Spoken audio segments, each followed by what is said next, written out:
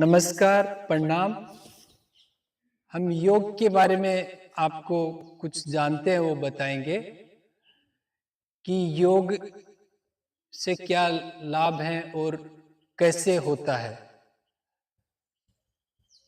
योग यानी जुड़ना या मिलना।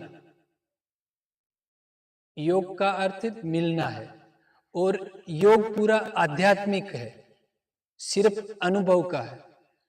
एहसास होगा, हमें अनुभव होगा। तो योग यानी मिलना। और योग परंपराएं हमारे पूरे भारत में सभी जगह बनी है। सुबह और शाम को कुछ समय हमारा योग हो। योग को भक्ति भी कहा है। जैसे मान लो हम पूजा पाठ वगैरह करते हैं सुबह शाम, वो योग है। और ये जो प्रार्थना कर रहे हैं वो भी योग है। इसलिए परंपराएं बनी है कि हम स्वस्थ रहे, सफल रहे, शक्तिशाली रहे, इसीलिए वो परंपराएं बनी है। तो जैसे आज के बाद आप अनुभव करोगे, पूरी लाइफ में कभी बीमार नहीं होगे, कभी परेशान नहीं रहोगे, कभी असफल नहीं रहोगे। और गुरुजन जो भी पढ़ा रहे हैं वो अच्छे से समझ में आएगा, यानी एग्जाम में सफल रहोगे, यानी सभी कार्यों में सफल रहोगे। आपस में कोई बात ना करें, क्योंकि 5 मिनट का है।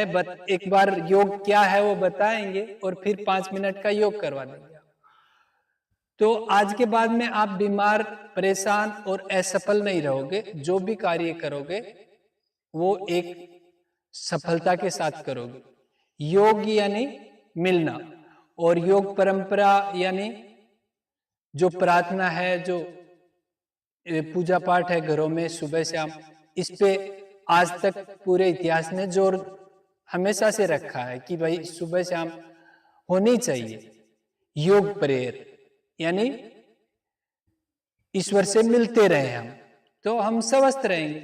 तो वो एक भाव से होगा, योग एक भाव से होगा। जैसे अध्यात्म के अंदर विद्यालय को देवभूमि कहा है, यानी सरस्वती माँ। जो विद्यालय है वो हमारा देवभूमि है। और देवभूमि क्यों कहा गया है? यहाँ पे जो देवी देवता कौन होते हैं? जो हमारे गुरुजन, और वैसे माता पिता भी देवी देवता में आते हैं, लेकिन ये जो गुरुजन होते हैं वो हमारे सच्चे देवी देवता होते हैं, इसलिए इसको देवभूमि कहा गया, सरस्वती माँ। तो ये देवी देवता क्या देते हैं हमें? ये हमें सफलता के लिए सारी शक्ति देते हैं, सारा प्रयास करते रहते हैं, जीवन भर हमें देते रहते हैं, इसलिए इनको देवी देवता कहा गया। और अध्यात्म के में हमारा योग होता है ईश्वर से, हमारा शरीर का नहीं होता है। जैसे शरीर के अंदर हम होते हैं, उसको मिलना होता है ईश्वर से सुबह शाम, ऐसी परंपराओं का अर्थ है। तो शरीर के अंदर जो हम हैं वो ईश्वर से मिलेंगे। और एक हमारा होता है मन, तो मन का कार्य है मानना, तो वो अपना मानेगा अपने आप को, हमको। जैसे हम ईश्वर के अंश होते हैं, हम सभी शरीर के अंदर ईश्वर के अंश ईश्वर ही होते हैं, बस खाली हमारा उस मिलना रहता है ईश्वर से सुबह शाम कुछ समय, फिर हम सफल रहते हैं। तो हम ईश्वर के अंश ईश्वर होते हैं। और एक होता है भगवान। तो भगवान क्या होता है? भगवान शरीर को कहा गया है, सभी शरीर को, चाहे वो पेड़ का हो, पशु का हो, मनुष्य का हो, किसी का भी शरीर हो, उसको भगवान कहते हैं।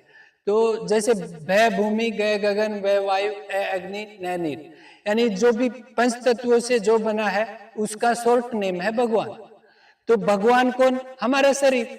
और हम कौन? ईश्वर के अंश ईश्वर। तो कहने का मतलब ये अध्यात्म में आता है। तो हम ईश्वर से योग करते हैं। ईश्वर क्या?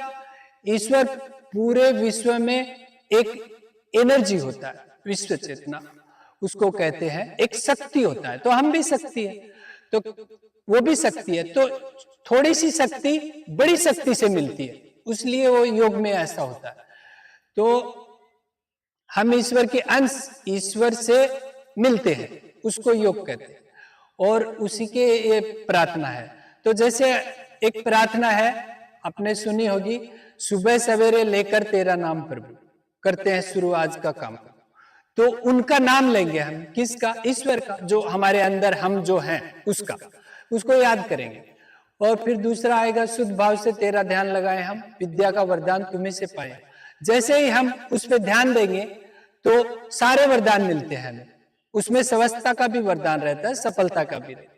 फिर आता है तीसरा, गुरुओं का सत्कार कभी ना भूले हम, बने इतने महान गगन को छू ले। तो गुरु कौन? जो हमारे गुरुजन है, जो हमें दिख रहे, जो हमें, उनको देवी देवता कहा गया। तो उनका सम्मान, यानी उनका जैसा हम आदर करते हैं वैसा हमें महान बनते हैं। तो आदर अपने आप आएगा, मतलब कि सच्ची मान्यता से आदर आएगा। तो अब हम योग करेंगे तो शुद्ध भाव से तेरा ध्यान लगाए हम। तो इसके अंदर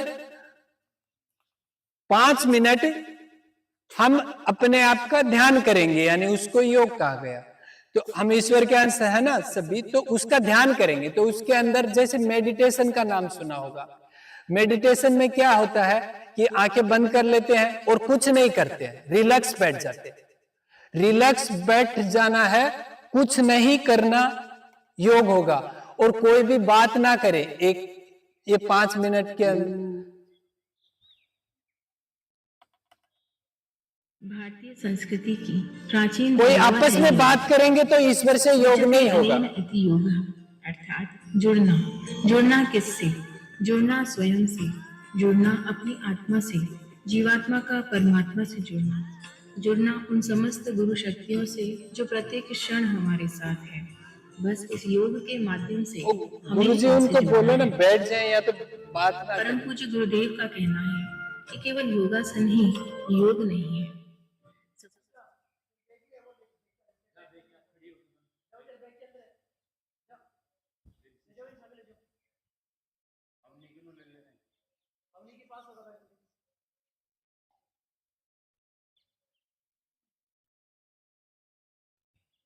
सर आप भी बैठ जाइए, अब इसको कट कर दीजिए, योग